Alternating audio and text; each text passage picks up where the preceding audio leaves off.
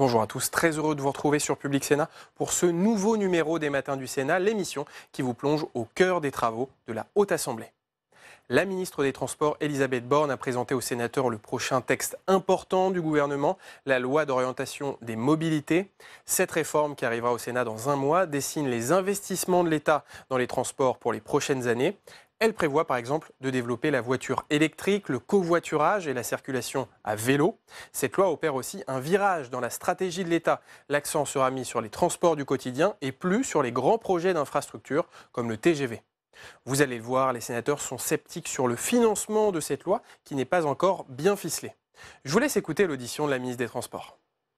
Ce texte est attendu puisque c'est un texte qui nous est annoncé depuis maintenant longtemps. C'est un texte qui a fait l'objet d'une large concertation au travers de l'organisation des assises de la mobilité qui ont été organisées à la fin de l'année 2017 et dont chacun a reconnu le caractère tout à fait positif de cette concertation. Les événements ont donné un tour un petit peu différent à ce que devait être ce projet de loi, puisque les événements que l'on connaît actuellement ont été en partie suscités par des problèmes de mobilité. Ils ont justifié le décalage de l'examen de ce projet de loi, puisque le gouvernement a souhaité que l'on attende la fin du grand débat pour examiner ce projet de loi, de manière à pouvoir éventuellement prendre en compte un certain nombre de points qui pourraient émerger à l'issue de ce grand débat. Le texte que vous allez nous présenter est un texte très large qui aborde une multitude de sujets et le rapporteur Didier Mandelli complétera mon propos sur ce point. Je n'entrerai pas dans le détail de ce texte. Didier Mandelli a déjà procédé à plus d'une centaine d'auditions et je crois que heureusement qu'il a eu un délai supplémentaire pour faire ce travail qui est un travail tout à fait considérable. Le texte, il aborde des sujets essentiels puisqu'il aborde les questions de gouvernance, il aborde la question des véhicules propres, la question de l'accès aux données, des questions de sécurité. Comme je l'ai indiqué, il reviendra à Didier Mandelli d'en parler tout à l'heure. Moi, je voudrais juste, avant de vous laisser la parole, aborder un point qui est important et sur lequel on avait beaucoup travaillé au sein du Conseil d'orientation des infrastructures dont je faisais partie avec notre collègue Dagbert ici présent. C'est la question, bien sûr, d'abord de l'enveloppe globale, du scénario que vous avez retenu. Je rappelle que le Conseil d'orientation des infrastructures avait retenu 3 hypothèses. Vous vous êtes appuyé sur le scénario 2. Le scénario 2, c'était un scénario qui, selon les termes du Conseil d'orientation des infrastructures, était destiné à atteindre les objectifs fixés par le Président de la République, qui sont essentiellement des principes de régénération des réseaux, en considérant, je pense à juste titre, que c'est la priorité et que certains grands projets, malheureusement, doivent attendre un petit peu. Ce scénario 2, tel que nous l'avons élaboré au sein du COI, il repose sur une enveloppe budgétaire annuelle de 3 milliards. Et celle qui a été retenue par le gouvernement est une enveloppe budgétaire annuelle sur 10 ans, en moyenne de 2,7 milliards. Donc il y a déjà un gap financier qui nous pose problème. Et puis surtout, nous avons déjà eu l'occasion d'en parler, il y a un problème quant à la sincérité de la trajectoire et à la sincérité du financement de ces travaux, de ces investissements. Pourquoi je dis ça ? Premièrement, vous l'avez reconnu vous-même, dès lors que, à ce stade, le gouvernement a renoncé à toute ressource nouvelle et notamment à la création d'une vignette poids lourd, il manque 500 millions.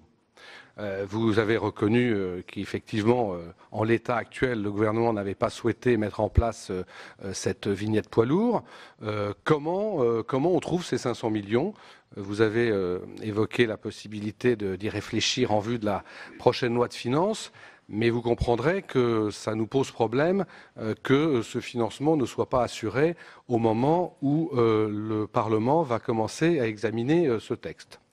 Autre point qui nous a beaucoup inquiétés, je pense que vous en êtes rendu compte à la lecture de certains médias, c'est un document sur lequel je n'aurais pas dû tomber et sur lequel je suis tombé, qui vraisemblablement émane de Bercy et dans lequel on voit que Bercy, si ce n'est le gouvernement, table sur une évolution des recettes radars qui aujourd'hui rapporte à l'AFITF à peu près, selon les années, entre 200 et 300 millions d'euros. Je crois que ce sera plutôt 200 millions cette année, compte tenu des événements que l'on connaît. Eh bien, dans cette projection de Bercy, on arriverait à 650 millions d'euros de recettes radars en 2022. Donc vous comprendrez que nous souhaitons avoir quelques éléments sur ce sujet.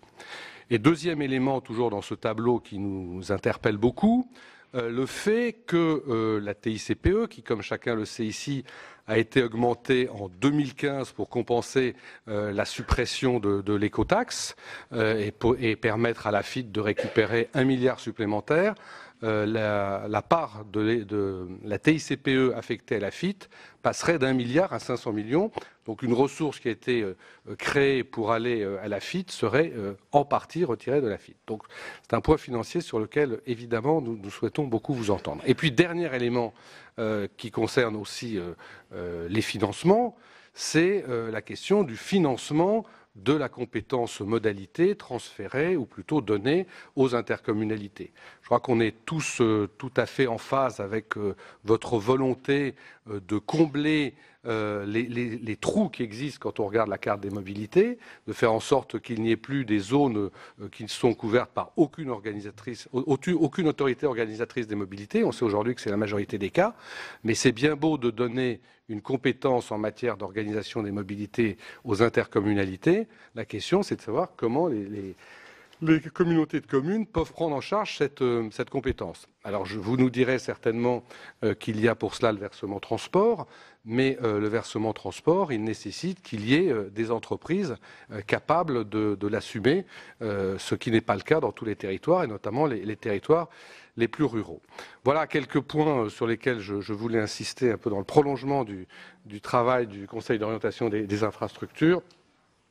Et je vais vous laisser tout de suite répondre, à moins que Didier veuille tout de suite petite introduction ou après la ministre. Après la ministre, voilà.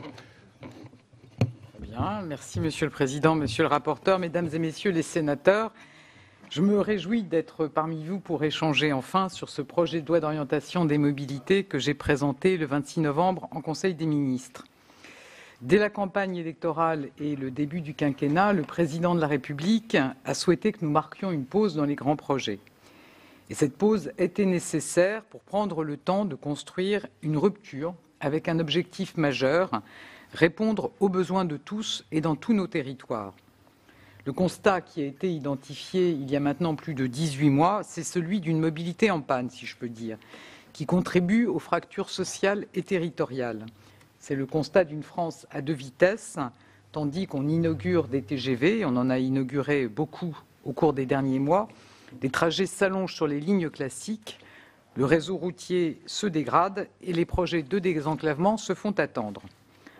En outre, une large partie de notre territoire est abandonnée au tout-voiture.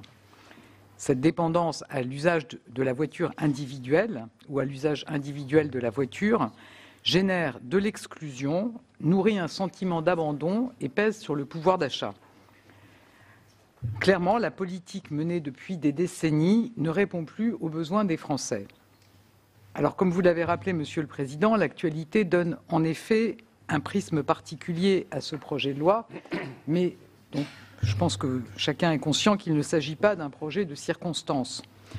Ce projet a été construit non pas comme une réponse conjoncturelle, mais comme une réponse structurelle pour apporter des solutions concrètes face au malaise profond que j'entends depuis 18 mois dans mes déplacements ou lors de mes rencontres avec les élus. Il est le fruit d'un dialogue avec les associations, les collectivités, les entreprises, pour apporter des solutions concrètes et efficaces pour nos concitoyens. Ce dialogue va se poursuivre tout au long du processus législatif, en premier lieu ici au Sénat. Le regard et l'expérience que vous avez des territoires sera certainement précieux pour faire de cette loi le bras armé, si je peux dire, d'une politique de mobilité renouvelée qui réponde pleinement aux besoins actuels. Certains regrettent que le projet de loi n'aille pas suffisamment loin sur un certain nombre de sujets ou ne soit pas suffisamment prescriptif.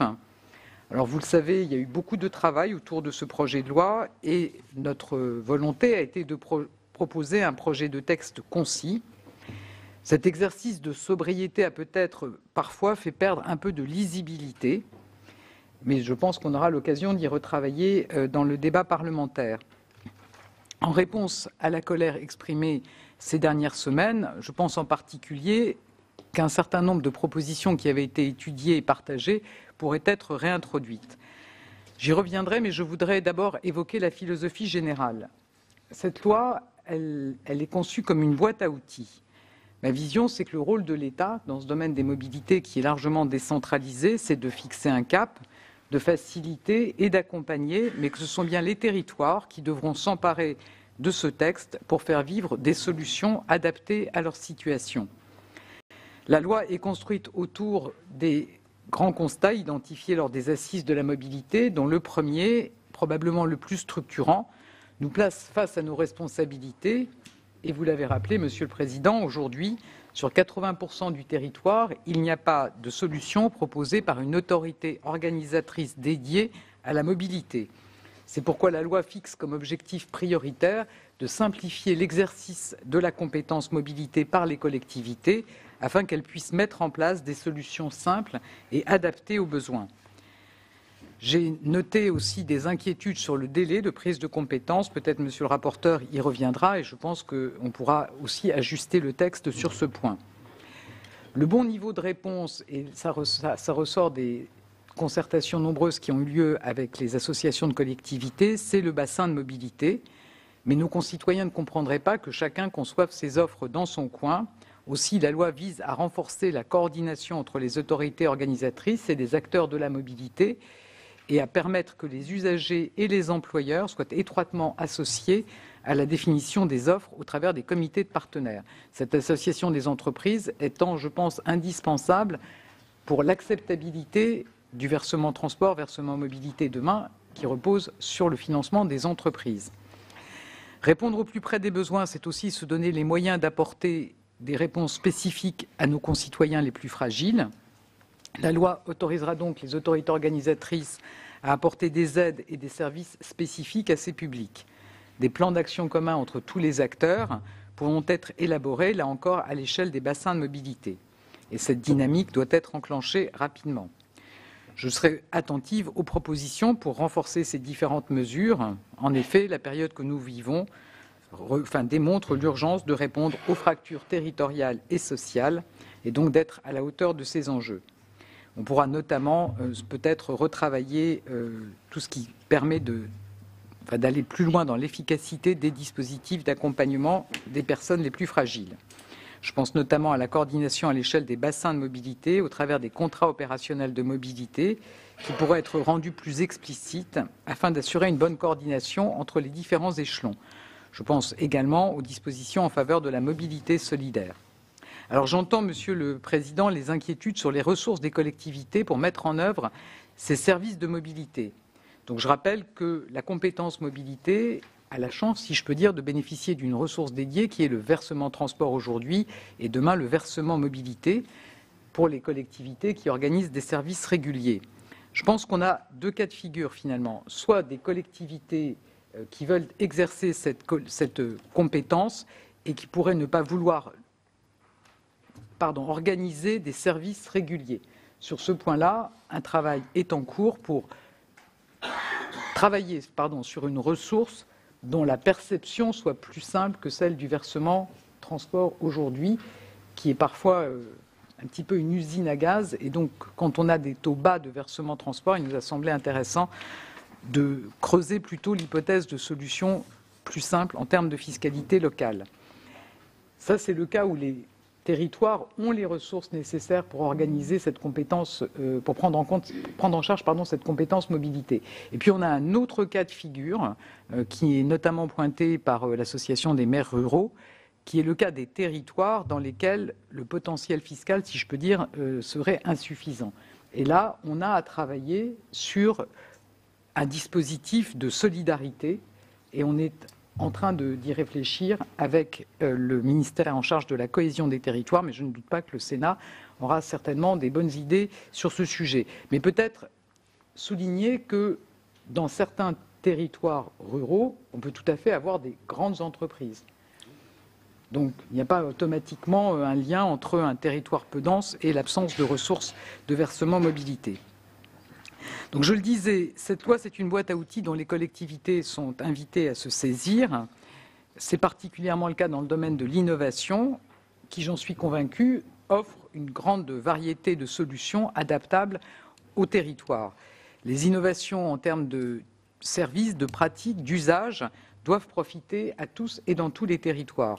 Ça n'est bien sûr pas seulement, ça n'est pas la loi à elle seule qui permettra cette diffusion de ces innovations, mais c'est l'articulation entre les outils offerts par la loi et la dynamique que l'on peut créer. La loi donne un cadre et des outils adaptés, notamment avec l'ouverture des données en temps réel des offres de mobilité pour voir émerger des nouveaux services porte-à-porte. Et notamment cette ouverture de données dans le cadre du règlement européen couvre l'ensemble des services de mobilité, mais certaines données certaines données sont peu détaillées sur certains champs et on pourra certainement aussi aller plus loin, notamment s'agissant des taxis, le sujet étant plus délicat dès lors qu'on parle de plateformes, en particulier des plateformes VTC où on a un enjeu d'ensemble de régulation du secteur. La méthode à laquelle je crois, je l'ai dit, c'est vraiment de définir un cadre normatif et puis de donner une impulsion. C'est dans cette même logique que la loi donne des outils pour favoriser le développement du covoiturage, de l'autopartage, du transport à la demande ou encore le déploiement des véhicules autonomes. Tout l'enjeu, c'est donc de permettre à ces innovations de se déployer, mais un accompagnement est indispensable et c'est le sens de la démarche France Mobilité que j'ai lancée suite aux assises de la mobilité. L'objectif, c'est bien de permettre d'encourager le développement et de favoriser le déploiement de ces nouvelles mobilités. Nous avons choisi d'accompagner les territoires sans attendre la loi pour faire ce qui est possible et anticiper ce qui le sera demain. Et on a d'ores et déjà plus de 50 territoires qui ont été sélectionnés pour être accompagnés dans leur démarche, des territoires essentiellement des territoires ruraux. Les projets retenus sont divers et ils illustrent la créativité et l'ingéniosité de nos territoires, qu'il s'agisse d'expérimentation d'autopartage en milieu rural, de véhicules autonomes, là aussi dans des territoires peu denses, de projets visant à structurer l'offre de mobilité en milieu rural, qui sont autant de réponses aux problèmes de mobilité du quotidien de nos concitoyens. Un point important, c'est que nous allons prochainement ouvrir une plateforme collaborative qui permettra à chacun de connaître les offres qui sont développées et, le cas échéant, de s'en inspirer.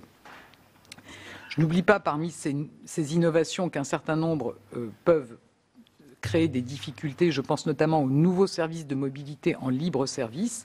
Là, on est plutôt dans des problèmes qui concernent les grandes villes ou les métropoles. Nous y répondons avec la possibilité de donner aux autorités organisatrices la possibilité d'instaurer des cahiers des charges à respecter par les nouveaux opérateurs. Et puis, il faudra également adapter notre cadre juridique aux nouveaux enjeux de mobilité. Je pense notamment au covoiturage, qui offre des perspectives pertinentes sur les territoires. Les autorités organisatrices doivent soutenir le développement de ce covoiturage, que ce soit à la fois par des avantages à l'usage, voies réservées ou stationnement, ou par des aides financières en complément de ce qui est d'ores et déjà prévu par l'État. Peut-être aussi dire un mot de l'habilitation qui est prévue dans le texte et qui vise à permettre des innovations sur les services entre particuliers dans les zones peu denses. Un autre enjeu important auquel il faut répondre et qui constitue le titre 3, c'est l'urgence écologique qui appelle à changer nos comportements et à nous déplacer différemment. Le projet de loi s'inscrit bien sûr dans l'agenda ambitieux que la France s'est fixé avec d'abord l'accord de Paris puis le plan climat. Donc la loi retranscrit les principes qui me sont chers dans cette transition, à la fois des objectifs clairs, partagés et progressifs qui permettent à chacun d'anticiper et d'être acteur de la transition, et puis des mesures pour accompagner le changement. Je pense notamment au dispositif de soutien aux usages vertueux avec le forfait mobilité, sur lequel je précise que nous avons engagé avec Muriel Pénicaud et Jacqueline Gouraud des discussions entre les employeurs, les partenaires sociaux et les associations de collectivités pour voir dans quelle mesure on pourrait aller plus loin dans le caractère obligatoire de ce forfait mobilité. Je pense aussi à la conversion des parcs, avec notamment des primes à la conversion, le soutien au développement des infrastructures de recharge. Et puis, bien sûr, la bonne solution pour réduire les émissions de gaz à effet de serre, c'est tous les outils dont j'ai parlé qui permettent d'avoir des solutions alternatives à l'usage individuel de la voiture.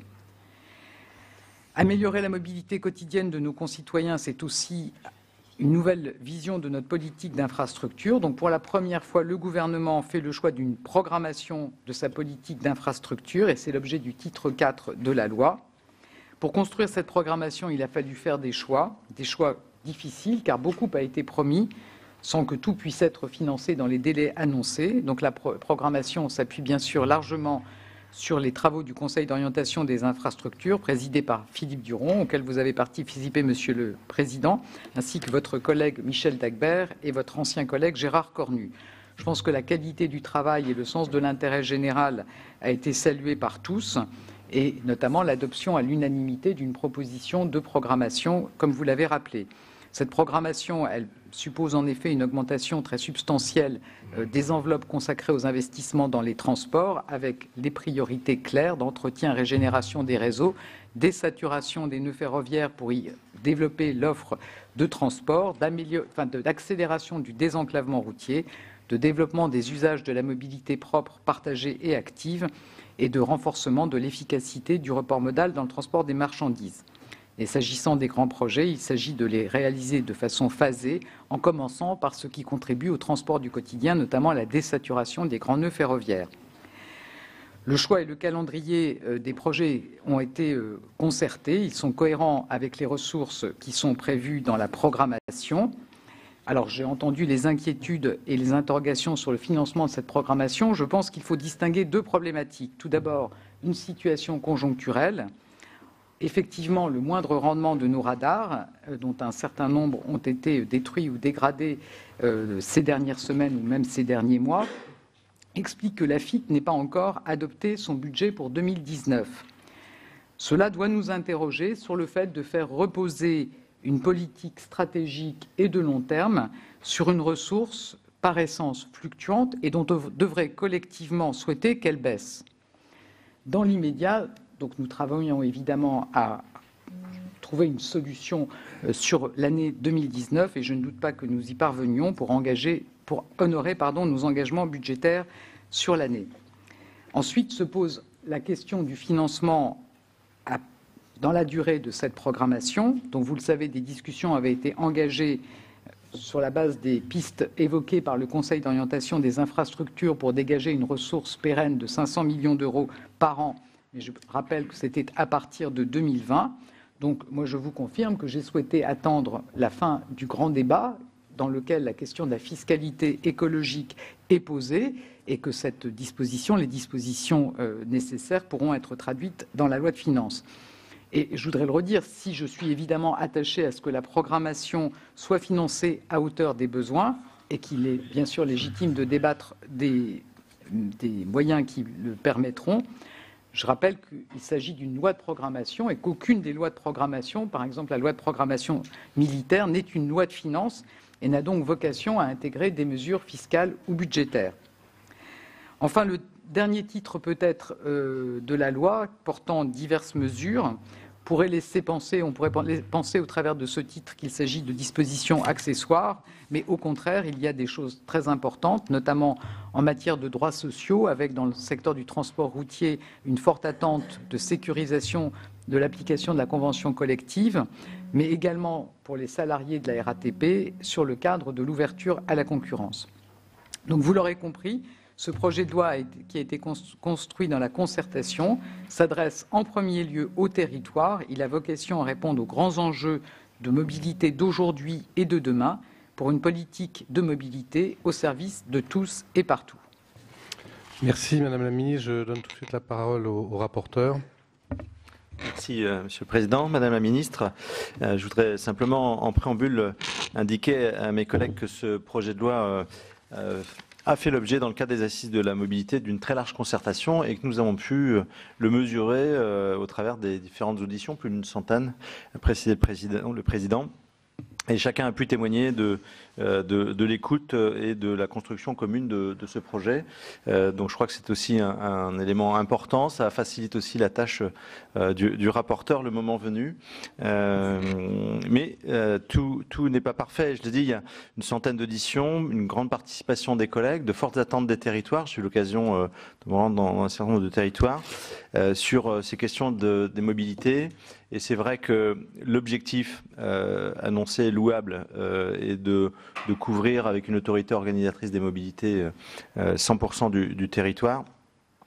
Cet objectif, évidemment, nous le partageons. Mais je vais vous poser quelques questions concernant en particulier le financement, comme le Président l'a évoqué également. Vous avez répondu à un certain nombre de ces questions.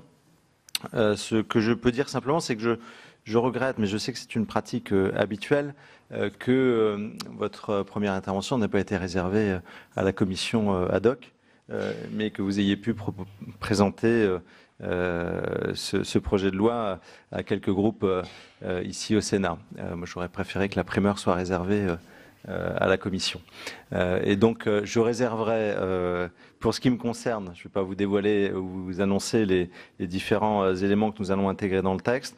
Je réserverai évidemment à la commission et puis au travail en séance. Ce que je peux dire simplement également, dans le prolongement de ce que vous avez fait sur la première phase de concertation avec les différents acteurs, c'est que nous avons eu le plaisir de travailler en étroite collaboration depuis le mois de novembre, que nous avons partagé un grand nombre d'éléments et que je vais réduire le nombre de fait de mes questions, puisque nous avons eu l'occasion d'en poser quelques dizaines encore hier soir au cours de quelques heures d'échange, et que le travail va continuer en concertation ensemble jusqu'à l'examen en séance. Et je ne doute pas que nous parviendrons à trouver, même s'il y a encore quelques différences ou divergences, mais un accord sur l'essentiel pour servir nos concitoyens et dans l'intérêt de nos territoires. Première question concernant le financement des services. Les objectifs sont ambitieux. La difficulté, c'est effectivement le financement. Comment les collectivités territoriales peuvent-elles se saisir de cette compétence sans disposer de ressources supplémentaires? Je pense notamment aux comités de communes qui souhaiteraient organiser des services non réguliers ou aux régions qui récupéreraient la compétence en lieu et place des comités de communes et qui souhaiteraient organiser des services de mobilité locale.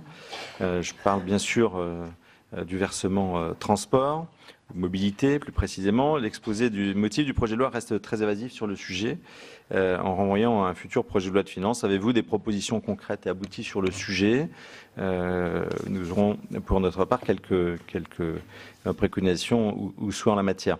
Concernant la gouvernance mise en place à compter logiquement du 1er janvier 2021, vous l'avez évoqué également, le délai réduit imparti aux collectivités pour se prononcer, et je pense aux comités de communes qui auront, après les élections à la fois municipales et donc la mise en œuvre des conseils communautaires, très peu de temps, puisque élections en mars municipales, mise en place des bureaux communautaires et du conseil communautaire en mai et juin, et les collectivités auront à se prononcer en septembre pour un transfert de compétences. Ça nous semble un peu limité en délai pour une prise en compte, si l'interco ne prend pas la compétence, de fait mécaniquement à la région, à partir du 1er janvier 2021, ça nous semble un peu resserré comme agenda. Donc voilà, je sais qu'on échange sur le sujet. Question sur le forfait mobilité durable, le forfait facultatif. On a eu l'occasion, pour le rendre plus opérationnel, d'échanger sur le fait que l'obligation pourrait être, en tout cas, peut-être partiellement prise en compte. Est-ce que vous avez des discussions, je crois le savoir, avec les différentes organisations syndicales, patronales sur le sujet? Où en êtes-vous de ces discussions tout simplement? Et puis un article qui touche au GPSR, que vous connaissez bien, la RATP, dans le cadre de l'ouverture à la concurrence pour le recours au GPSR pour les réseaux de surface, notamment sur les bus. Donc voilà, sur la liberté laissée à l'exploitant de disposer de son propre service de sécurité, j'aimerais avoir votre avis sur le sujet. Voilà, je vais m'arrêter là parce que je voudrais plutôt que les collègues posent le maximum de questions. Moi, j'en aurais beaucoup d'autres, mais je préfère laisser la parole à mes collègues. Et puis nous avons, je le répète, l'occasion d'échanger régulièrement. Je pourrais peut-être réintervenir pour une ou deux questions complémentaires en fonction de celles qui n'auront pas été posées. Il y a, monsieur le rapporteur, 24 collègues qui ont déjà demandé à s'exprimer. Donc effectivement, il faudra des questions brèves et des réponses synthétiques. Madame la ministre, je vous laisse déjà répondre au rapporteur. Merci, Monsieur le Président. Alors, sur le sujet du financement des services, donc, moi je redis, a priori, il y a un financement dédié à la mobilité. C'est aujourd'hui le versement transport, demain le versement mobilité. On a souhaité, conforter la pérennité et l'acceptabilité de ce versement transport, versement mobilité, sur lequel les entreprises réinterrogent régulièrement, en ayant le sentiment qu'elles n'en ont pas toujours pour leur argent, si je dis les choses peut-être de façon un peu crue. Je pense que c'est évidemment très important pour la mobilité d'avoir une ressource dédiée et de conforter sa légitimité. C'est ce qu'on fait avec les comités des partenaires, dans lesquels les entreprises auront à s'exprimer sur les offres, les tarifications et le taux du versement transport.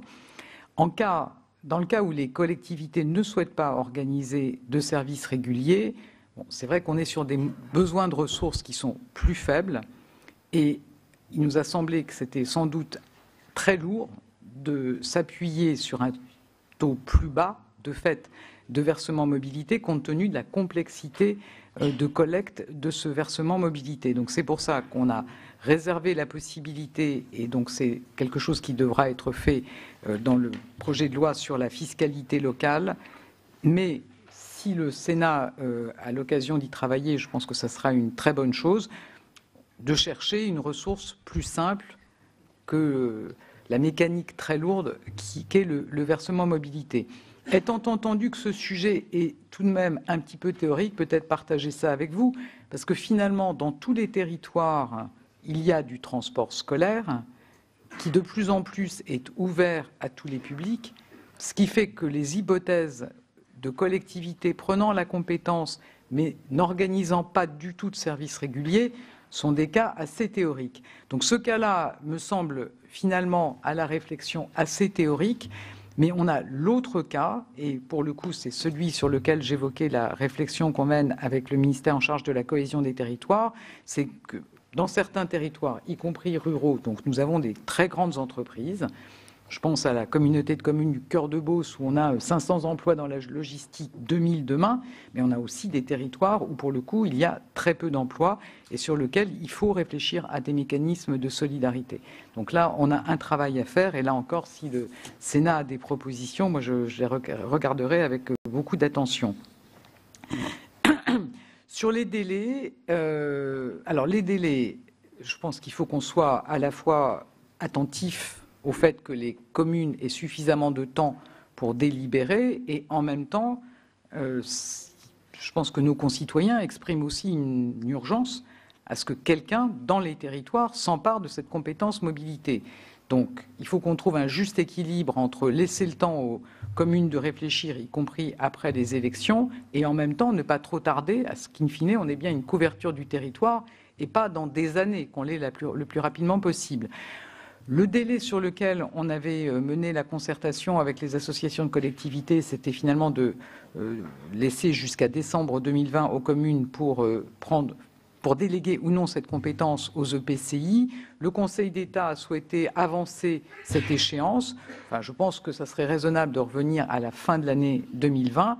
Ensuite, on peut se dire que plus on a de temps et plus on réfléchit, on peut aussi se dire qu'il y a cette urgence et cette attente de nos concitoyens qui devrait nous conduire à ne pas différer exagérément le délai dans lequel la région peut se substituer si les collectivités ne souhaitent pas transférer la compétence à l'EPCI. Sur le forfait mobilité, peut-être j'en profite pour dire que je pense que les collectivités ont un rôle très important à jouer pour la mobilité dans les territoires, mais que les entreprises ont aussi un rôle très important à jouer. Comme vous le savez, dans le cadre de la loi de transition énergétique, le principe avait été voté d'une obligation pour les entreprises de plus de 100 salariés dans les secteurs couverts par un plan de périmètre de transport urbain, de faire des plans de mobilité. Très sincèrement, aujourd'hui, elles ne s'en sont très peu emparées. Du coup, le sens des discussions qu'on mène avec les partenaires sociaux, c'est d'abord que les entreprises s'emparent de ces sujets, et donc sans rajouter des obligations ou des sanctions, mais d'inciter au contraire à ce que ça devienne un thème du dialogue social, et je pense que c'est le premier point. Et ensuite, je pense qu'il est légitime que le régime du forfait mobilité soit le plus proche possible de ce qu'on a sur la prise en charge des abonnements de transport en commun. Vous savez que quand on est dans une zone où il y a des transports en commun, alors il y a une obligation pour votre employeur de rembourser 50% de l'abonnement de transport en commun, et quand vous n'avez pas de transport en commun, c'est déjà une pénalisation, et en plus, pour le coup, l'employeur ne prend pas en charge les dépenses liées à la mobilité.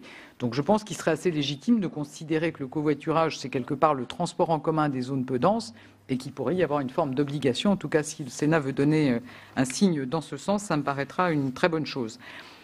Sur les services de sécurité de la RATP, en fait, on s'est inspiré, le GPSR, on s'est inspiré des dispositions qui avaient été introduites dès la loi de 2014 sur l'intervention du service de sécurité de la SNCF, qui disait que toutes les entreprises circulant sur le réseau ferré national pouvaient faire appel à la SUGE. Là, de la même façon, on prévoit pour le coup que c'est l'autorité organisatrice, puisqu'on ne sera pas dans des services librement organisés, mais on sera dans des services conventionnés. Il est laissé la possibilité sur les réseaux de surface à l'autorité organisatrice, en l'occurrence Île-de-France Mobilité, de faire appel ou non au service de sécurité, au GPSR. De fait, ça n'est pas encore dans le texte, mais je pense qu'il serait raisonnable qu'on accompagne ça d'un contrôle de la tarification, comme c'est le cas pour la SUGE. Donc l'ARAFER, qui a cette fonction dans le cadre de la SUGE, pourrait sans doute avoir la même pour le GPSR. Merci. Je vais donner la parole à Madame Gatel, donc rapporteure pour avis au titre de la Commission des lois. Merci beaucoup, Monsieur le Président, Madame la Ministre, Monsieur le rapporteur. Je voudrais parler de l'excellente collaboration et coopération entre Didier Mandelli et la Commission des lois, puisque nous sommes saisis essentiellement sur le volet 1. Donc moi, et puis les questions de sécurité. J'ai 6 questions et je vais essayer d'être rapide. Madame la Ministre, voilà, ce texte est très important. Les élus locaux ne cessent de réclamer des réponses à la fracture territoriale, et aujourd'hui, celle-ci se double d'une fracture sociale qui est largement et fortement exprimée. La mobilité est un enjeu essentiel. Alors j'ai bien compris, Madame la Ministre, que vous parliez d'une loi de programmation, et dans une loi de programmation, on ne parle pas d'argent. Il n'empêche, Madame la Ministre, qu'on ne peut s'engager dans une loi de programmation sans avoir la certitude qu'on pourra atteindre les objectifs que l'on se fixe. Et je rejoins les questions posées par mes collègues sur le financement, et je m'interroge d'ailleurs sur la raison pour laquelle la région, qui peut prendre la compétence en lieu et place des communautés de communes et qui est une collectivité, ne pourrait pas lever le versement transport. La deuxième question concerne les échéances de transfert de compétences en 2020. Très sincèrement, Madame la Ministre, j'ai bien compris que vous avez compris la question, mais pas totalement, si je puis me permettre, sans malice, parce que prendre la compétence en matière de transport pour une communauté rurale ou la transférer, c'est un enjeu majeur, parce qu'il faut être sûr de pouvoir mettre en œuvre la nécessaire réponse. Ça demande des études, ça demande d'être assuré du financement. Donc moi, je pense que le délai à donner n'est pas simplement de quelques mois. Il n'empêche que certaines collectivités qui sont prêtes pourraient le faire très rapidement. Une question très importante sur les bassins de mobilité. Ça me paraît être une réponse tout à fait pertinente. Vous parlez beaucoup de concertation entre les acteurs. Toutefois, je pense qu'on a besoin de sécuriser les choses, car si une interco est intégrée dans un bassin de mobilité à l'intérieur d'un syndicat mixte au niveau d'une région, il pourra y avoir des appels à financement. Et je pense qu'il faut qu'on sollicite un avis sans doute consultatif, mais des intercos. Il faut donner un cadre légal à cette concertation. La quatrième question concerne, alors, vous avez pris un peu de temps, je vous le dis sans malice, en raison du grand débat. Donc, ceci veut dire que vos services ont eu un peu de temps pour approfondir les questions, d'où mon interrogation sur l'habilitation que vous demandez au Parlement pour prendre des ordonnances sur les mesures relatives aux données des véhicules connectés. Très sincèrement, Madame la Ministre, je sais qu'il y a des questions sur l'utilité du Parlement et l'utilité du Sénat. Vous n'en avez aucune et nous sommes assez sûrs de notre utilité et on ne peut, de la manière dont vous nous le demandez, dire OK, on vous permet de légiférer par ordonnance sur des mesures relatives aux données des véhicules alors qu'il y a la CNIL et il y a des choses qui sont déjà possibles. Donc nous aimerions beaucoup avoir des précisions là-dessus. Cinquième question, ça a trait à l'extension du recours aux équipes cynotechniques, donc les chiens, dans les transports publics pour la détection d'explosifs. Là aussi, on sait que le ministère de l'Intérieur réfléchit à l'évolution des métiers de la sécurité et nous avons un doute sur la nécessité de légiférer dès maintenant pour tout le secteur des transports. Est-ce qu'on ne peut pas se contenter de valider ce qui est expérimenté aujourd'hui à la SNCF et à la RATP? Et dernière question, c'est la modification du périmètre d'intervention des agents du service interne de sécurité de la RATP. Est-ce que c'est compatible avec les exigences d'ouverture à la concurrence prévues par le droit de l'Union européenne, puisque des sociétés privées pourront intervenir pour exploiter des lignes de métro? Je vous remercie. Bien, je vais prendre une série de questions, parce que comme on a quand même 24 demandes de parole, on va un peu regrouper. Et je vais demander, j'ai été très indulgent, comme il se doit avec les rapporteurs. Et maintenant, je vais appliquer avec beaucoup de rigueur la règle des 2 minutes. Et je vais donner la parole à Monsieur Chaise. Oui, Monsieur le Président, merci. Madame la Ministre, 3 questions très rapides, puisqu'effectivement, je rejoins aussi pas mal de questionnements de la part de ma collègue. La première concerne la stratégie de l'État sur les véhicules connectés, et notamment sur les choix technologiques entre la norme ITS G5 et la 5G, qui sont donc les bases de cette connectivité. Deuxième question sur les voies réservées, donc notamment en secteur autoroutier. Quelle est la stratégie que l'on souhaite développer pour les voies bus, taxi et covoiturage?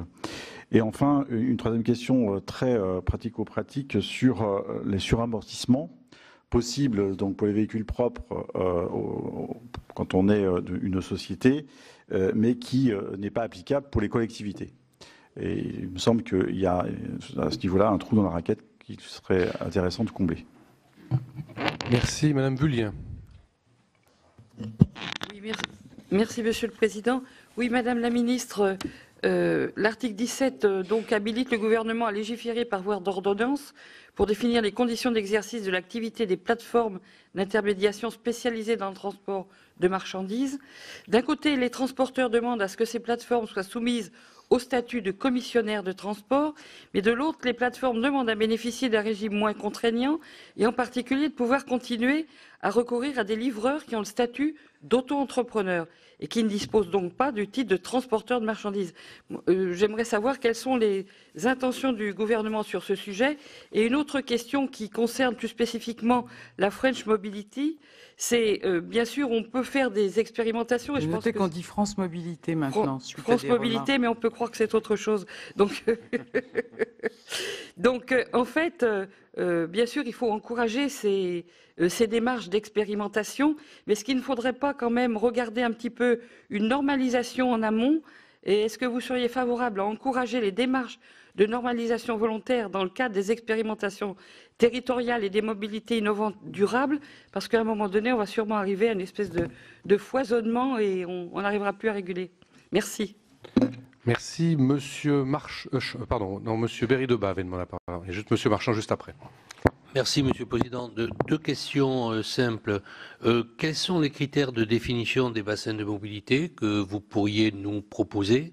Et deuxièmement, en complément de la question qui a été posée, pour le montant du versement mobilité dans les communautés de communes qui s'empareraient en milieu rural de la problématique de la mobilité, j'ai pas très bien compris ce que vous disiez en disant il faut inventer, je dirais, une source simple autre que le versement transport. Et je voudrais attirer votre attention sur le fait que le versement transport, vous le savez bien, est la ressource aujourd'hui la plus importante des autorités organisatrices de transport. Si on commence à toucher là-dessus, on peut avoir des conséquences, je dirais, vis-à-vis des investissements qui sont faits par les autorités organisatrices de transport. Donc, si on diminue d'un côté, est-ce qu'on ne peut pas avoir des effets pervers, même de la part de certaines entreprises qui pourraient se dire le versement transport ou le versement mobilité étant moindre? Voilà, c'est deux questions très précises que je vous pose. Merci, Monsieur Marchand, cette fois. Merci, Monsieur le Président. Oui, Madame la Ministre, deux questions très rapides sur un sujet qui, je pense, mérite toutes les attentions. Le développement du fluvial. La première question, puisque Patrick Chess parlait de véhicules autonomes, on parle aujourd'hui de bateaux autonomes, mais est-ce qu'il pourrait être envisagé dans le cadre de la loi, effectivement, qu'une expérimentation s'agissant des bateaux autonomes soit envisagée? La deuxième question, est-ce que la LOM peut aussi être le véhicule pour faire en sorte que soit réglementée une profession qui ne l'est pas aujourd'hui, à savoir celle de transporteur public fluvial de personnes, puisque le paradoxe veut qu'il s'agisse de la seule profession qui ne soit pas réglementée. Merci. Merci, Monsieur Corbizet. Oui, Madame la Ministre, l'article 14 de la loi LOM habilite le gouvernement à légiférer par voie d'ordonnance pour développer les solutions de mobilité dans les territoires peu denses. Derrière cette formulation un peu floue figure notamment la question d'autoriser les taxis amateurs en milieu rural, un sujet qui a été beaucoup débattu depuis les assises de la mobilité et sur lequel, jusqu'à présent, le gouvernement était un petit peu hésitant. Avez-vous donc évolué par rapport à ce projet? La deuxième question par rapport à l'AFIT. Lorsque nous nous sommes rencontrés la semaine dernière, on avait évoqué le besoin de l'AFIT d'avoir un budget constant sur le long terme. Et vous avez évoqué la possibilité d'abandonner les amendes, les recettes des amendes radars au profit de l'État et des collectivités et de voir augmenter la part de la TICPE de façon à être fixée dans le temps. Or, avez-vous réfléchi à cette proposition et confirmez-vous les propos inquiétants que M. le Président Mouret a annoncés en introduction? Merci. Madame Assassi. Oui, merci, Monsieur le Président. Bon, j'avais trois questions, mais je vais en poser une seule, car j'ai 2 minutes. Il s'agit du Charles de Gaulle Express, et je voudrais me faire ici le porte-voix des élus, d'associations d'usagers du RERB, d'associations de riverains qui, dans leur diversité, refusent ce projet ou demande la suspension des travaux. Alors, j'avoue, Madame la Ministre, ne pas comprendre votre obstination face non seulement au refus des élus et des usagers, donc organisés ou non en association, mais aussi de certaines compagnies aériennes qui, je les cite, disent c'est un projet techniquement dépassé, au financement absurde et honteux sur le plan éthique. Vous nous dites JO 2024. Bien sûr, nous sommes très fiers d'accueillir cet événement sportif planétaire dans notre pays. Mais Madame la Ministre, quels sites seront desservis par le Charles de Gaulle Express et sera-t-il en fonctionnement en 2024? Et après les JO, que va-t-il se passer après les JO? Donc nous aurons des touristes, des hommes et des femmes d'affaires qui paieront 24 € pour se rendre de Charles de Gaulle, de l'aéroport à la gare de l'Est. D'accord, mais pour aller où? Pour aller où après? Ils vont prendre d'autres transports en commun ou ils vont louer des véhicules. Donc, moi j'ai une question. Quel va être le coût final du Charles de Gaulle Express? Alors on nous dit les gens vont payer 24 € et ce sera moins cher le taxi. Ok, que le taxi, ok, ça vaut pour une personne. Pour 2, c'est déjà limite, mais pour 3, vous imaginez le coût. Et pour 4, j'en parle même pas. Donc, vous ne nous avez pas fait la démonstration de l'utilité de ce projet, Madame la Ministre, et pour avoir participé à une réunion en Seine-Saint-Denis avec le préfet Cadeau, je dois dire que, à l'évidence, je ne suis pas la seule, nous ne sommes pas les seuls à nous opposer à ce projet. Alors, vous dites souvent que vous êtes sensible, et je le reconnais, au transport du quotidien, mais là, en l'occurrence, au Charles de Gaulle Express, j'opposerai le transport du quotidien avec le Grand Paris Express et l'amélioration de la ligne B du RER. Merci. On va terminer cette première série de questions avec M. Vaspart. Et ensuite, je demanderai à la ministre de répondre à cette première série de questions. Merci, Monsieur le Président. Madame la Ministre, juste un petit mot, je ferai 2-3 amendements concernant l'article 35, convention de terminale, de façon à ce que nous précisions bien qu'il est nécessaire d'associer l'ensemble des intervenants de ces plateformes, aussi bien gouvernance qu'opérateurs. Il y aura 2 ou 3 petits amendements qui seront proposés. Moi, je suis un peu inquiet avec une non-inscription dans le cadre de cette loi du barreau sud-est de Lyon. Nous avons un grand port, Marseille-Fos. Nous avons besoin d'intermodalité. Et l'intermodalité, là-bas, elle peut se faire en fluvial que jusqu'à Lyon. Par contre, pour aller au-delà, en Suisse ou ailleurs, on est obligé de prendre le train. Cette intermodalité, c'est par le train. Et le fait de n'indiquer que le barreau nord-est avec la liaison Lyon-Turin favorisera les ports italiens de Gênes et de Trieste.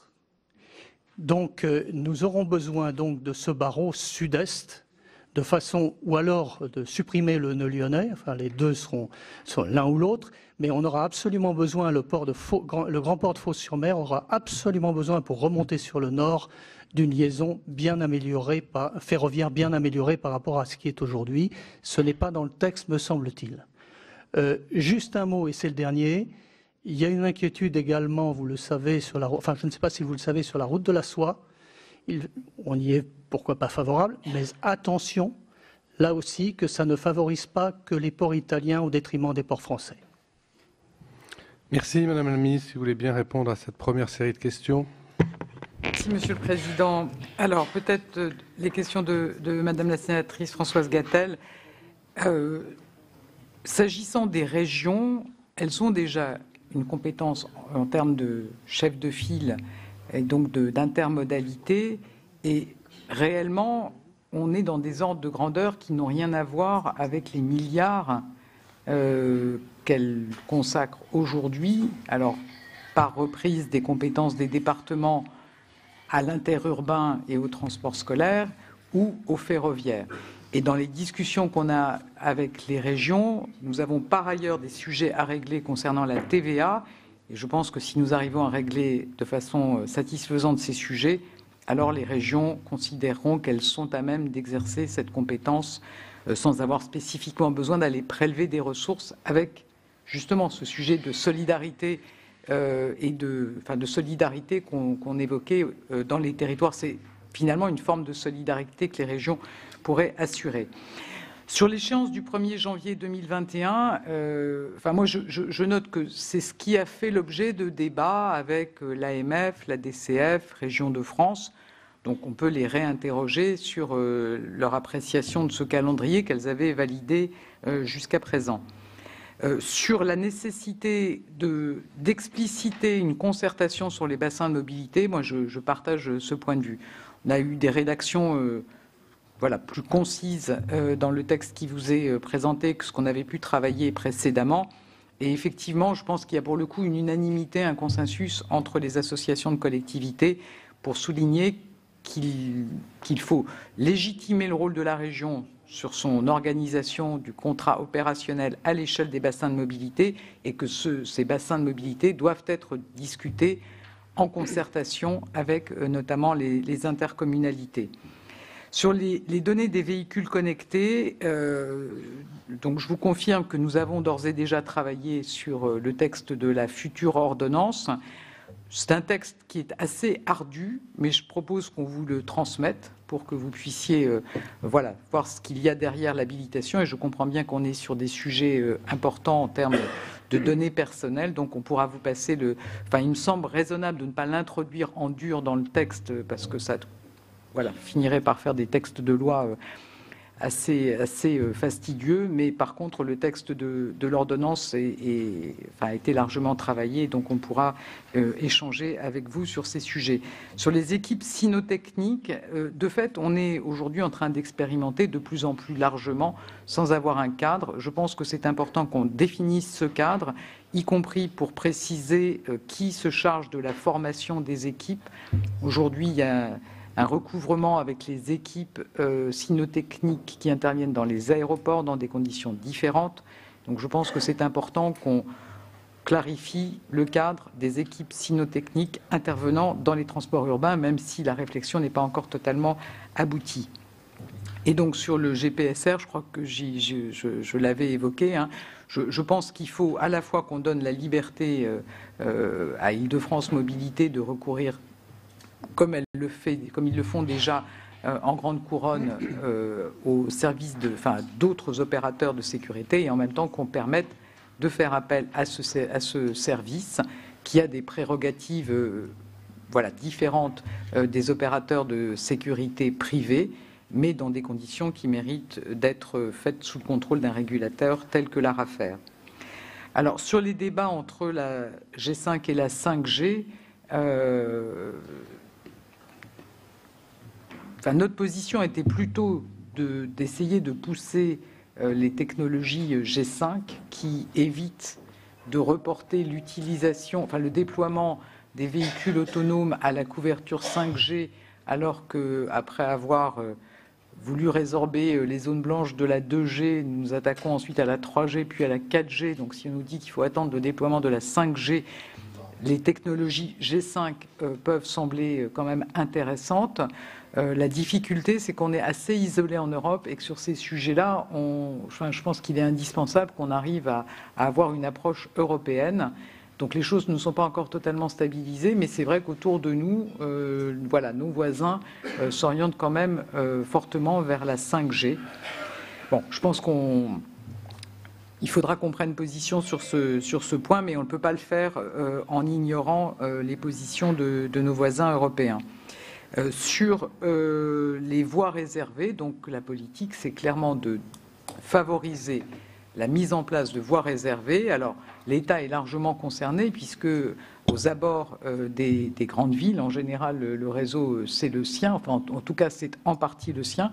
Donc, moi, j'ai demandé à mes services de nous proposer une vision de la façon dont on pourrait déployer ces voies réservées, à la fois pour les transports publics, et ça peut se faire de façon assez rapide. Et vous savez sans doute qu'on est en train aussi d'expérimenter des dispositifs de contrôle. Si on veut réserver des voies au covoiturage, il faut qu'on se donne les moyens de les contrôler, de contrôler le fait que c'est bien emprunté par des véhicules avec plusieurs passagers, et qu'on puisse développer des systèmes de contrôle-sanction qui figurent dans la loi et sur lesquels on continue à travailler. On a une mission qu'on a conjointement confiée à un préfet avec le ministre de l'Intérieur pour qu'on ait les outils qui soient prêts au plus près après le vote de la loi.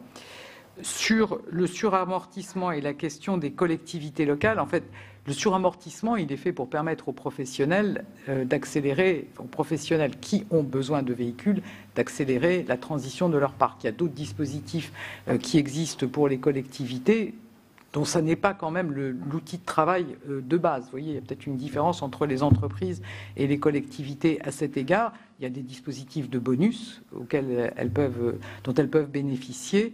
Il y a par ailleurs des dispositifs tels que la dotation de soutien à l'investissement local qui peut permettre, alors là c'est plutôt pour le coup pour les services qu'elles veulent proposer, qui peuvent être ouvertes aux collectivités locales. Sur l'objectif de l'article concernant les plateformes d'intermédiation, l'objectif c'est de s'assurer qu'il n'y a pas de travail dissimulé dans le domaine du transport et qu'on n'a pas une concurrence déloyale. Enfin, c'est notamment les entreprises de déménagement ou autres qui nous ont alertés sur le fait que ce type de plateforme peut finalement faire appel à des gens qui ne sont pas des professionnels, alors qu'on est dans des domaines dans lesquels il y a un cadre pour l'exercice de la profession de transport routier. Et donc, on souhaite donner cette obligation de respecter les cadres, quand ils existent, des professions en question. Sur les bassins de mobilité, on n'a pas souhaité être normatif, on n'a pas souhaité rentrer dans une série de critères pour spécifier ce qu'est un bassin de mobilité. En tout cas, la concertation ne nous a pas amené à le faire. Clairement, le bassin de mobilité, il a vocation à intégrer des EPCI entiers, il a vocation à prendre en compte les flux d'échanges et il a vocation aussi à s'assurer qu'on est sur une taille pertinente pour permettre de la coordination. En fait, dans les premiers échanges qu'on avait eus sur ce sujet, et c'est notamment une notion qui a été poussée par la DCF, l'idée c'est de dire que c'est un ensemble de PCI regroupés autour d'un pôle d'échange multimodal, par exemple une gare. Voilà. Je ne sais pas s'il est utile de vouloir vraiment cadrer les critères. En tout cas, c'est cet esprit-là et qui me semble effectivement la bonne idée pour organiser la mobilité. Sur la possibilité de prévoir des expérimentations de bateaux autonomes, tout à fait d'accord. Je pense qu'on peut rajouter effectivement ce point. La profession, encadrer la profession de transporteur public fluvial, je dois vous dire que nous n'y avons pas encore travaillé, mais on va regarder ce point. Sur l'article d'habilitation sur les solutions de mobilité en zone peu dense, en fait, on est sur un sujet assez sensible, puisqu'il s'agit finalement de trouver des réponses intermédiaires entre le covoiturage, dont on voit qu'il va sans doute difficilement se développer quand on va d'une zone peu dense à une autre zone peu dense, et des professions telles que les taxis. Je pense qu'il y a place, de façon, sans rentrer en concurrence avec les taxis, pour aller au-delà du partage de frais.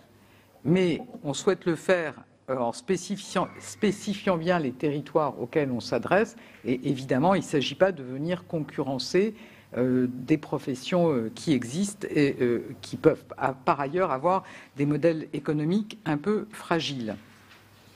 Sur CDG Express, je pense que c'est un long débat qui date de quelques décennies et je pense que je ne vous convaincrai pas.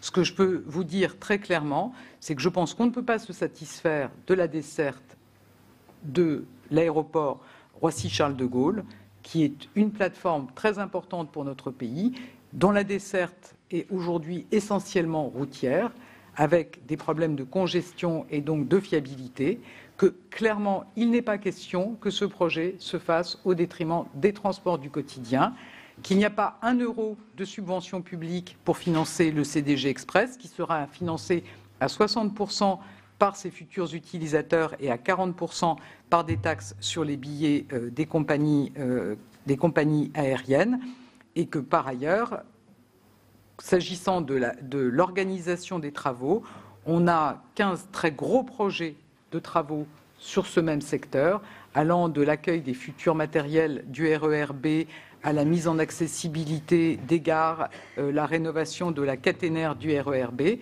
Donc le préfet de région a une mission pour proposer une coordination harmonieuse de l'ensemble de ces chantiers, et on tiendra évidemment compte des recommandations qu'il fera au gouvernement fin mars, début avril, ce qui conduira, le cas échéant, à adapter les modalités de réalisation, voire le calendrier de ces différents projets. S'agissant des conventions de terminal, peut-être qu'on peut effectivement préciser le rôle de chacun et les concertations qui sont nécessaires. Je pense que vous faites référence au contournement fret sud.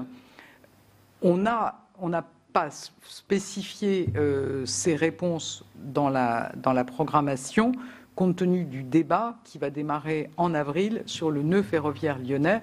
Donc je pense que c'est important de laisser ouvertes ces solutions. Moi, j'ai bien en tête la nécessité à la fois de permettre un accès vers Turin, Milan, pour nos ports et pour nos industriels et nos producteurs de façon générale, mais aussi l'importance d'une bonne connexion de Marseille avec ces territoires. Et donc voilà, le débat qui va intervenir sur le nœud ferroviaire lyonnais permettra de clarifier ces enjeux. Merci Madame la Ministre. Je ne suis pas certain que vous ayez répondu à la question de M. Corbizet, qui s'inquiétait de savoir ce qu'il fallait penser des chiffres que j'ai cités sur les amendes radars qui, selon les informations qui m'ont été communiquées, prévoiraient une trajectoire qui les porterait de 300 millions d'euros à 650 en 2022. Et même chose de la baisse de la part de TICPE affectée à la FIT. Que faut-il penser de ces trajectoires qui semblent émaner de Bercy, selon le petit tableau que j'ai en ma possession? Monsieur le Président, moi je ne vais pas commenter les tableaux des chefs de bureau de Bercy, qui peuvent faire preuve d'une grande créativité, on n'en doute pas. Je dis chef de bureau, je ne sais pas qui l'a produit, mais en tout cas, chacun peut réfléchir, peut avoir ses réflexions. Ça n'a pas été présenté et assumé par le gouvernement, donc ça n'est pas une proposition que le gouvernement reprend à son compte. Je pense que ce qui est exact, c'est qu'au cours des dernières années, les recettes radars ont été dynamiques. Et donc, du coup, elles ont effectivement, on peut vouloir prolonger des courbes en comptant sur la poursuite de la dynamique des recettes radars. On voit aujourd'hui qu'elles ne le sont plus depuis quelques mois, y compris avant la crise des Gilets jaunes que l'on connaît. Voilà. Donc, simplement en termes de philosophie, moi je redis que je pense que ça nous permet de constater que cette recette est fluctuante, et que par ailleurs, c'est une recette dont on pourrait tous souhaiter qu'elle baisse, puisqu'elle traduit l'incivilité ou le non-respect des règles du code de la route. Voilà. Donc je pense qu'on peut légitimement s'interroger sur les ressources stables et pérennes dont on a besoin pour financer des politiques de long terme, comme le sont les politiques d'investissement dans les transports. Sans vouloir engager un débat sur le sujet, je ne pense pas qu'on puisse se réjouir que les recettes des amendes radars soient dynamiques, que ça explique en grande partie des événements que l'on connaît. Et comme vous l'avez dit, ce sont les radars n'ont pas été créés pour générer des recettes pour l'État, mais afin de satisfaire des objectifs de sécurité routière. Et le problème, c'est exactement la même chose qu'avec la fiscalité écologique, qui n'est normalement pas faite pour faire rentrer de l'argent, mais pour influer sur le comportement de nos concitoyens. Si Bercy préempte toutes les fiscalités qui ont un objectif d'intérêt général pour remplir les caisses de l'État, c'est évidemment un problème en matière de sécurité routière, en matière d'écologie. Je donne la parole à Madame Tocqueville. Merci, Monsieur le Président. Madame la Ministre, vous avez rappelé la problématique à l'origine de la contestation exprimée dans les territoires dont les habitants sont les plus pénalisés par l'augmentation des carburants. Mais je voudrais rebondir sur les propos de mon collègue Michel Dagbert à propos des inquiétudes qui se font jour dans des territoires urbains ou périurbains à propos de la réduction des dessertes TGV. Et des élus qui s'inquiètent. La question qui se pose en effet, alors que la SNCF prépare son service annuel pour 2020, dans ce document, le projet d'évolution des dessertes TGV allongerait significativement les temps de trajet. Il en est donc ainsi dans les Hauts-de-France, mais la situation est identique dans l'Est et sur la ligne franco-suisse. Un exemple est révélateur de cette situation un petit peu incongrue, c'est l'exemple de Douai, qui est une ville pourtant identifiée dans les 222 communes bénéficiant du plan national de revitalisation des centres-villes et centres-bourgs. Il était prévu de mettre en place des parkings autour de la gare et à ce jour, la perspective s'en éloigne. Les usagers donc expriment leur désarroi, les élus leur colère et leur incompréhension. Madame la Ministre, donc, alors que se pose de façon prégnante la question de l'enclavement des territoires ruraux, aujourd'hui c'est donc celle de ces zones urbaines menacées par une baisse de l'offre qui s'ajoute. Donc j'ai deux questions. Quelle réponse pouvez-vous apporter à ces inquiétudes qui s'amplifient? Le gouvernement se dit vigilant, mais cela ne semble pas rassurer les acteurs de terrain. La SNCF reste quant à elle silencieuse, mais confirme bien un projet d'évolution pour développer les mobilités TER et grande vitesse. Et de manière plus générale, Madame la Ministre, ne faut-il raisonner qu'en termes de coûts, alors que par ailleurs les expériences de terrain montrent que ce n'est pas en réduisant l'offre ferroviaire que l'on améliore l'équilibre économique et que les citoyens expriment avec force en ce moment un besoin de services publics. Je vous remercie. Merci. Je vais donner la parole à Monsieur de Nicolaï. Ça se rapproche, oui. Merci, Monsieur le Président. Madame la Ministre, Nicole Bonnefoy pour la ligne LGV vers le sud-ouest et moi-même pour la ligne LGV Nantes-Rennes. Vous n'êtes pas sans savoir, et on l'a rappelé suffisamment, les problèmes de bruit. Est-ce que vous êtes prêt, dans le cadre de la loi mobilité, à accepter que les pics, dans les amendements, que les pics soient pris en compte et non pas simplement la moyenne tel que c'est actuellement, parce qu'on est en train de tourner vers maintenant des procédures judiciaires de la part des associations qui n'en peuvent plus du bruit des LGV, et que par conséquent, si on veut un peu calmer l'ardeur, si je puis dire, judiciaire de ces associations. Je crois qu'il est temps de prendre en compte ces pics sur le bruit. Le deuxième point, dans la minute, je voyais dans le cadre du pacte Pays de la Loire à la suite de Notre-Dame-des-Landes, la mise en place d'une liaison entre la ligne LGV et l'aéroport d'Orly qui n'existe pas aujourd'hui. Il semble qu'il y ait deux possibilités, l'une avec Massy et la ligne 18 et l'autre avec un raccordement par une gare TGV à Pont-de-Rungis et après la ligne 14. Quand on a auditionné Madame Pécresse, elle semblait très dubitative sur la réalisation entre Massy-Palaiseau et l'aéroport d'Orly. Donc j'ai vu que dans le pacte, il est prévu que ça se réalise entre 2027 et 2032. D'ici là, il y aura des TGV qui seront passés et de l'eau qui aura coulé sous les ponts. Mais je voudrais avoir la confirmation que la relation entre les lignes LGV et l'aéroport d'Orly sera bien réalisée. Merci. Merci. J'ai donné la parole à Madame Préville. Merci, Monsieur le Président. Madame la Ministre, alors j'ai bien compris les exposés des motifs, c'est-à-dire de trouver des solutions de déplacement à la hauteur des enjeux et des attentes d'aujourd'hui. Il est mis en avant la promesse républicaine. J'ai compris aussi la pause sur les grands projets. Alors j'espère que cette pause ne correspondra pas aussi à des pauses sur d'autres projets. Et notamment, je vais vous parler de la ligne POLT, avec une inquiétude sur le retard de commande du matériel roulant. Donc, est-ce que vous pouvez nous rassurer là-dessus? Après, des choses plus précises sur le projet de loi lui-même. Alors, est-ce que vous avez une définition de l'enclavement? Une définition concrète et chiffrée. Deuxième petite question, sur le plan de mobilité rurale. Donc, dans le projet de loi, il est mentionné que les représentants des professions et des usagers des transports, les associations de protection de l'environnement, les associations de personnes handicapées, les gestionnaires de voirie, les chambres consulaires pourraient être consultés à leur demande. Est-ce que vous ne pensez pas qu'il faudrait les consulter de toute façon? Et ensuite, le projet de plan, donc je rappelle, c'est la mobilité rurale, serait soumis à une procédure de participation du public. Alors, vous avez mentionné tout à l'heure, vous avez suggéré une plateforme collaborative. Alors, est-ce qu'il s'agit de cela ou bien il s'agirait de mettre en place la Commission nationale des débats publics? Et enfin, sur les ZFE, puisque la question n'a pas été posée, sur l'instauration des ZFE, donc des zones de l'instauration des zones de faible émission, voilà, c'est ça, avant le 31 décembre 2020.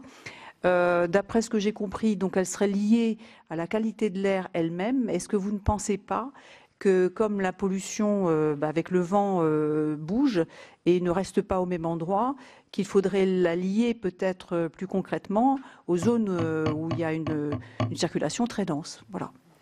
Merci Madame Lanfranchi pour terminer cette deuxième vague de questions. Merci Monsieur le Président, Madame la Ministre, Monsieur le rapporteur.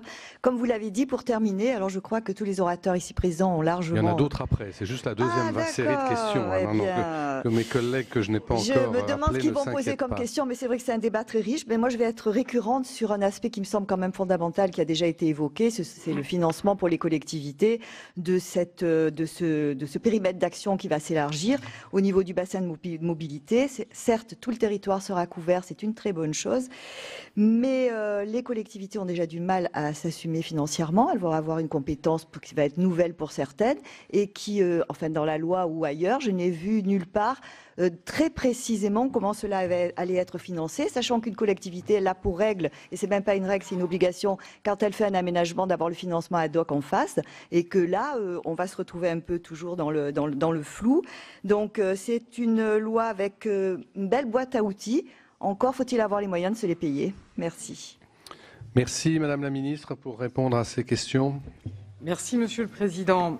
Alors peut-être tout d'abord pour répondre au sénateur Houllegatte. En fait, je pense qu'il faut absolument créer la dynamique d'élaboration des plans de mobilité d'entreprise et, quand c'est approprié, des plans de mobilité inter-entreprise. Une fois que ceci est fait, et on le voit quand c'est élaboré, ça donne l'occasion aux entreprises ou aux regroupements d'entreprises de dialoguer avec l'autorité organisatrice pour que les liaisons de transport en commun soient adaptées à la fois en tracé et en horaire aux besoins des entreprises. Et puis ça leur donne l'occasion d'élaborer, avec ou sans le soutien de l'autorité organisatrice, des solutions propres ou de se raccrocher par exemple à des plateformes de covoiturage. Donc moi j'ai moins l'impression qu'il faille écrire dans la loi la façon dont la cohérence doit se faire que d'impulser la dynamique des plans de mobilité. Et c'est le sens des discussions qu'avec Muriel Pénicaud nous conduisons avec les partenaires sociaux, qui devraient sans doute déboucher sur le fait que ce soit un thème obligatoire de la négociation ou du dialogue social. Je pense que c'est ça la bonne dynamique, que ce sujet soit débattu dans les entreprises, ce qui n'est pas le cas aujourd'hui. Mais si vous pensez qu'il est nécessaire de préciser dans la loi l'articulation entre les deux démarches, on peut effectivement regarder ce point. Je pense que vraiment l'enjeu, c'est d'abord que les entreprises s'en saisissent, notamment, y compris quand on est dans des zones d'activité, dans une approche inter-entreprise. Sur la possibilité pour une autorité organisatrice d'intervenir en dehors de son périmètre pour assurer des dessertes d'une zone touristique avec une gare, on peut regarder. Je pense que faisant ça, le PCI est un petit peu en train de se substituer à la région dans sa compétence de transport interurbain. Enfin, en tout cas, voilà, regardons pour ne pas non plus mettre à la charge de la commune touristique la relation très au-delà de son périmètre. Je pense qu'il faut regarder ça avec prudence, mais pas de problème pour le creuser. Je partage, monsieur le sénateur Dagbert, la vigilance, vous imaginez, sur les ressources consacrées aux investissements dans les transports. Je voudrais quand même préciser qu'il n'y a pas de baisse des dotations de VNF. Le budget de VNF ayant été présenté avant celui de l'AFITT, c'est un budget transitoire qui a été adopté dans l'attente de l'adoption du budget de l'AFITT. Et par ailleurs, alors je réponds peut-être sur les questions qui ont été posées sur les dessertes TGV. Clairement, et moi je l'ai dit, quand on a débattu de la réforme ferroviaire, il n'est pas question de revenir sur le modèle d'un TGV qui dessert largement nos territoires. Je pense que ce message, il est clair, il doit même être inscrit dans la loi, et nous avons un travail à faire sur la structure même des péages TGV pour encourager, je pense qu'on en a débattu ensemble, que peut-être que le Paris-Chambéry pourrait être moins cher en termes de péage que le Paris-Lyon. Donc ce travail est en cours, il est engagé, il va être mené avec évidemment l'ARAFER. Donc moi je ne souhaite absolument pas qu'il y ait une déstabilisation des dessertes TGV, et je pense que la SNCF a bien compris le message. Il y a plusieurs situations qui conduisent à des ajustements de dessertes aujourd'hui, sur lesquels j'ai attiré l'attention de la SNCF sur la nécessité d'abord d'avoir une concertation avec les collectivités concernées et par ailleurs de veiller à mettre en place des solutions satisfaisantes.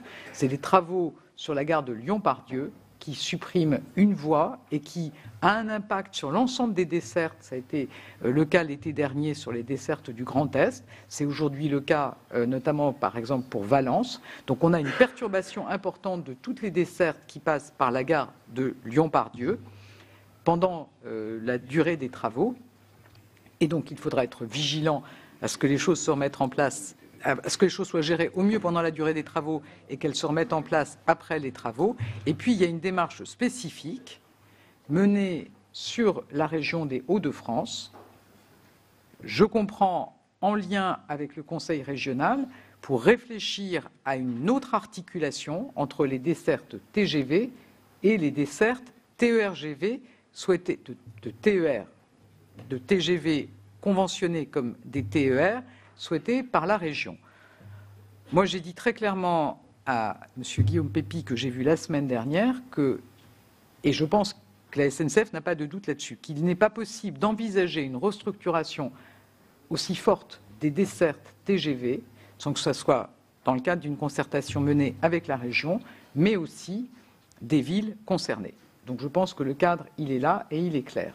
Et cette concertation doit avoir lieu. Je pense que les courriers ont été adressés aux élus concernés. Et de toute façon, c'est évident qu'une évolution aussi importante des dessertes que ce qui a été étudié avec la région des Hauts-de-France ne peut pas s'envisager sans un accord avec les collectivités. Sur le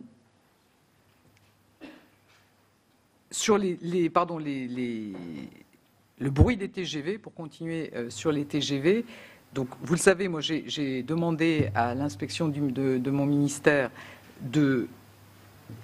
d'examiner d'abord la situation sur les 2 LGV et de regarder dans les difficultés signalées celles qui résultaient d'une non-conformité avec les règles existantes et de ce qui résulte d'une inadaptation des règles existantes. En réalité, on voit que c'est largement l'inadaptation des règles existantes qui est pointée par les riverains de ces deux nouvelles lignes à grande vitesse.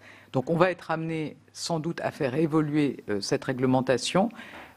Je ne pense pas que ce soit de niveau législatif. Pour moi, on doit être de niveau réglementaire, mais on pourra vous préciser ces points avant le débat du mois de mars. Sur les zones à faible émission et les enjeux de qualité de l'air, en fait, les enjeux de qualité de l'air, ils sont mesurés très concrètement par les dépassements de seuil, et notamment ce qui est rendu obligatoire, c'est d'avoir une démarche de zone à faible émission pour les villes ou pour les zones qui sont régulièrement en dépassement par rapport au seuil européen. Donc, enfin, le débat n'est plus de savoir d'où vient la pollution, mais de constater qu'elle est là et qu'elle conduit à dépasser régulièrement les seuils, et donc qu'il va falloir agir sur ces enjeux de qualité de l'air.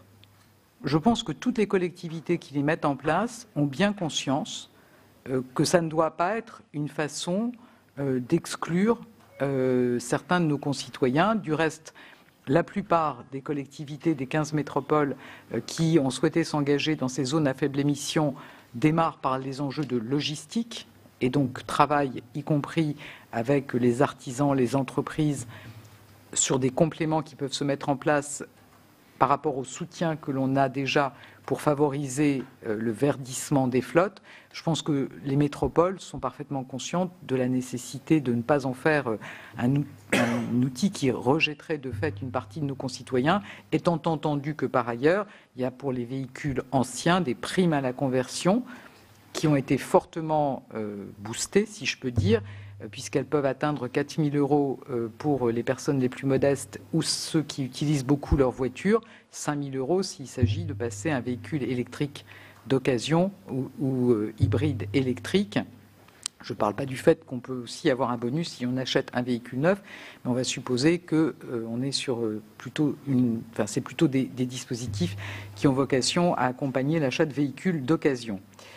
Sur la prise en compte du grand débat, moi je peux vous dire que je suis très à l'écoute de ce qui s'exprime dans le grand débat.